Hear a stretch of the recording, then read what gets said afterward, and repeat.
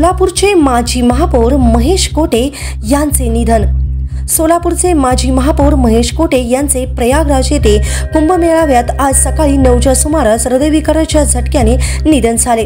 2 दिवसापूर्वी ते मित्रासमवेत प्रयागराजला गेले होते। नदीमध्ये शाही स्नान करून बाहेर पडल्यानंतर थंडीमुळे त्यांचे रक्त गोठले आणि त्याच वेळेस त्यांना हृदयविकाराचा जोरदार झटका आला आणि त्यामध्येच त्यांचे निधन झाले। त्यांचा मृतदेह विमानाने सोलापूरला आणण्याचे प्रयत्न सुरू आहेत। ते 59 वर्षांचे होते। त्यांच्या पश्चात माजी नगरसेवक प्रथमेश कोटे हा मुलगा, 2 मुली तसेच पत्नी असा परिवार आहे। भाजप आमदार देवेंद्र कोटे यांचे ते चुलते होते। या दुःखद घटनेमुळे आमदार होण्याचे त्यांचे स्वप्न अधुरेच राहिले। नुकत्याच झालेल्या विधानसभा निवडणुकीत ते शहर उत्तर मतदारसंघातून भाजपचे आमदार विजयकुमार देशमुख यांच्याकडून पराभूत झाले होते। त्यांच्या निधनाबद्दल सोलापूर शहरातून मोठ्या प्रमाणात शोक व्यक्त होतोय।